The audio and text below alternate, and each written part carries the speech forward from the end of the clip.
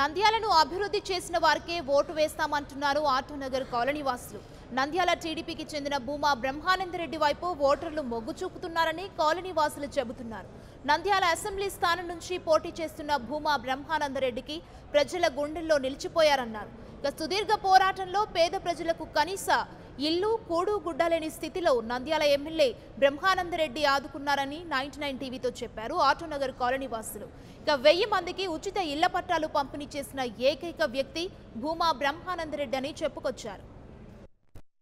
25 సంవత్సరాల నుండి ఇక్కడ స్థలాలుండి ఏమీ లేకుండా దుర్భర స్థితిలో జీవిస్తుంటిమి. 6 దినము భూమానాయకరెడ్డి గారు మన్నించడము, మాకు సీఎం గారు వచ్చి ఈ స్థలానికి రిజిస్టర్ అయ్యేటట్టు చేసినారు. మాకు రిజిస్టర్లు అయిపోయినాయి. ఆయన పుణ్యమా అని ఇక్కడ మేము 10,000 రూపాయల స్థలము 10 లక్షలు అయిపోయింది సెంటు. ఇలాంటి వ్యక్తిని మనం ఈరోజు గెలిపించుకోవడం ముఖ్యంగా మనము ఆలోచించాల్సినది, మనం ఇలాంటి సీఎంను మనము పోగొట్టుకుంటే ఒక్కసారి పోగొట్టుకున్నామంటే ఈ రాష్ట్రం మళ్ళీ ఎంతో ఎన్నికి వెళ్ళిపోతుంది. ఈ డెవలప్మెంట్ ఇలాగనే ముందుకు పోవాలంటే 100కి 100 పాయింట్లు చంద్రబాబు నాయుడుకు ఓట్లేసి భూమా బ్రహ్మానందరెడ్డిని భారీ మేడతో మనం గెలిపించుకుంటే మనం చంద్రబాబు నాయుడుకి మనం ఇది భూమా బ్రహ్మానందరెడ్డి గిఫ్ట్గా ఇవ్వాలి. గెలిపించి ఇచ్చినప్పుడే మన నంద్యాలను ఈ ఆటోనగర్ని ఇంతవరకు డెవలప్ చేసింది ఎవరంటే భూమా బ్రహ్మానందరెడ్డి. ఆ తర్వాత అఖిలప్రియ కూడా చాలా వరకు మనకు పని చేసింది.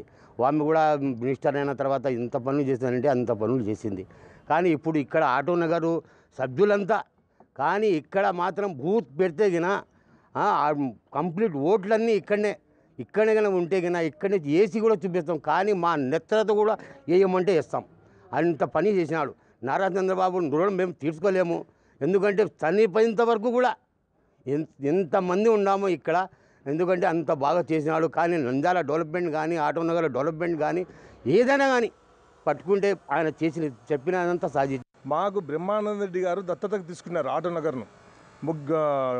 ఈయన చనిపోయిన తర్వాత, భూమారెడ్డి చనిపోయిన తర్వాత బ్రహ్మానందరెడ్డి గారు దత్తతకు తీసుకొని మీ యొక్క ఆటోనగర్ను రిజిస్టర్ నేను చేపిస్తాను, చంద్రబాబు నాయుడు దగ్గరికి నేను తీసుకుపోతానని చెప్పి మమ్మల్ని చంద్రబాబు నాయుడు దగ్గరికి తీసుకుపోయి మాకు మా ఆటోనగర్ రిజిస్టర్ చేయించారు. For more updates, please subscribe 99 TV Telugu.